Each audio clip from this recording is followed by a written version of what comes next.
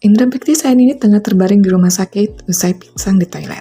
Dikabarkan salah satu presenter tanah air itu mengalami pendarahan pada otak. Roy selaku asisten menjelaskan kronologi Indra Bekti saat pingsan di toilet. Kamis 28 Desember 2022, Indra Bekti tengah melakukan siaran di salah satu stasiun radio. Saat itu Indra Bekti tidak kembali ke tempat siaran selama beberapa menit usai izin ke toilet. Roy juga menegaskan bahwa hari itu Indra Bekti juga tengah berulang tahun. Saat itu, pihak tim yang menemukan Indra Bekti di toilet langsung menghubungi ambulan dan membawa sang artis ke rumah sakit.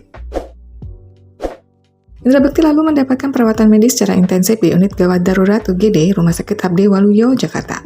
Dari hasil pemeriksaan awal, Indra didiagnosa mengalami pendarahan otak.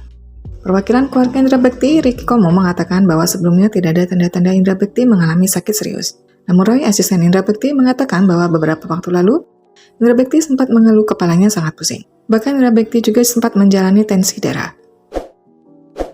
Tekanan darah tinggi dan trauma seringkali menjadi penyebab utama pendarahan otak. Namun, selain dua hal tersebut, ada faktor lain yang memicu kondisi ini.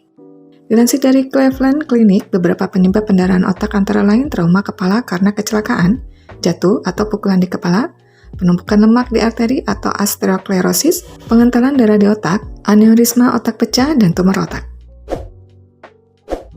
Direktur Utama Rumah Sakit Pusat Otak Nasional RSPON, Dr. Mursyid Mustami SPK, KIC Mars, menjelaskan pendarahan darah di otak adalah salah satu dari dua jenis stroke.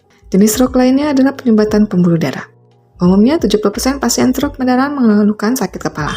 Bagian besar 60% diikuti penurunan kesadaran, jadi pasiennya tidak sadar. Ada gejala lain misal kelemahan anggota gerak umumnya satu sisi. Ada juga yang mengalami kejang dan banyak lagi gejala lainnya. Jika seseorang sudah mengalami pendarahan pada otak, maka dapat mengalami hilang kesadaran, terjatuh tiba-tiba, atau tidak terbangun dari tidur.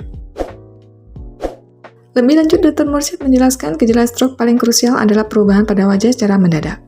Dalam hal ini, wajah yang awalnya terlihat baik-baik saja dalam waktu singkat terlihat menurun di satu sisi. Gejala ini umumnya diiringi penurunan kemampuan berbicara serta kelemahan atau kelumpuhan satu sisi tubuh. Dr. Mursyid menegaskan orang dengan gejala stroke harus memperoleh penanganan secara cepat mungkin. Sebab semakin cepat penanganan, semakin besar kemungkinan stroke ditangani dengan benar.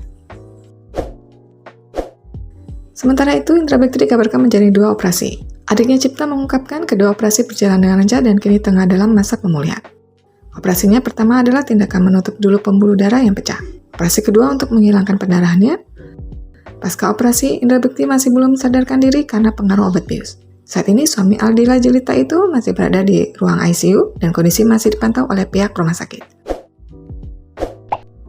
Mari kita doakan semoga kondisi Indra Bekti segera membaik dan bisa beraktivitas kembali. Sekian video kali ini, bila ada yang disampaikan bisa tulis di kolom komentar. Info yang kami berikan telah melalui validitas informasi kesehatan yang aktual dengan pendekatan ilmiah, direview tenaga ahli dan dokter.